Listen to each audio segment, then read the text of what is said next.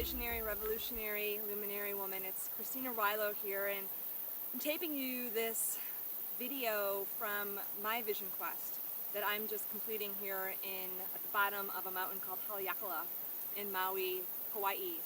And very soon I'll be visioning with many of you on a mountainside in Northern California, which is another power place on the planet.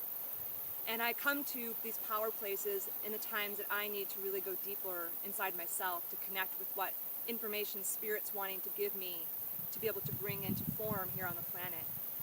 And so I know that you are a visionary woman, and I wanted to take some time to share with you my thoughts on what a vision quest is and why visioning right now at this time is so important and so essential. So that whether you're with me on the mountain in Shiloh in October or you're going to be visioning with wherever, that you make sure that you get what you need. And so let's just start with what is a vision quest and why is it so essential for us as visionaries. We as visionary women have to take ourselves out of the collective consciousness, out of the mundane, out of the mental, out of what everyone else is thinking and seeing, to step behind the veils, to really listen more deeply to Spirit and what Spirit has to download for us, to connect more deeply to the land so that we can feel into our own personal timing belts what's really meant to come into form at this time, and also to connect more deeply to our hearts and souls to feel what's emerging out of us. And there's a way that you just can't do that over here in the busy world, in the world where there's so much to do. We have to as visionary women. We're different creatures. We have to take time aside to create sacred space to vision. So I've been here for 30 days visioning just on the other side of this mountain, because I know in order to bring what's wanting to emerge out of me forward, I have to be with energy like a mountain. The mountain is all about earth, and earth is all about bringing things into form. And as a visionary, it's likely that you can see so much out there. And maybe you can even feel so much stirring up inside of here. But there's something that's not quite allowing you to bring it into form, to see it clearly on this dimension. And that's what we do on vision quests.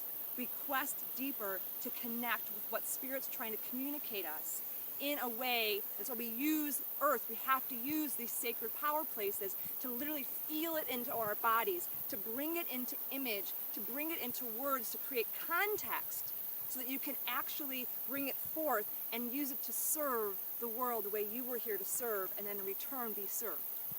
And that's why doing a vision quest now in the fall is so awesome, and because it's the fall, it's this fall equinox here in the northern hemisphere. And if you're in the southern hemisphere, you can surf on the energy that we're bringing out. And it's also about the harvest time, right? And so it's about going deeper to really connect with what do you want to harvest in your life. I've been here with Noah. We've been sitting back and saying, what do we want to create for the next 10 years of our lives? And really creating from a place of enoughness, from a place of love, not creating from any source of fear or lack, but really truly creating from love, right? Because if we really are going to bring this planet to a love vibration, we have to be able to start from there. And that's what's possible during the equinox and the harvest time, to really come from that place of abundance where you already have enough, to come from the place of what are the gifts in me that only I can express, and go deeper to unlock your own soul keys. And so whether you're with Shiloh and I on the mountainside in October, which if you're one of the 30 women that will be, we would love to have you in our sacred space. And if you're not able to get to the mountainside this October with us, make sure you're creating sacred space for yourself, using the earth, not just for an hour, but literally we as visionaries need days. We need days. 4, it means enough, which is why we're going to vision together for 4 days. Because it takes that long to get behind the veil, to really sink in, to really listen. And so if you can't get to Northern California, which we hope you can, but if you can't, create those 4 days and 3 nights for yourself. And if you can get to Northern California, to create the image that's going to be what brings you forward into your vision over the next 13 moons, to give you context and language and reflection and strength, then we would love to have you have one of those 30 seats.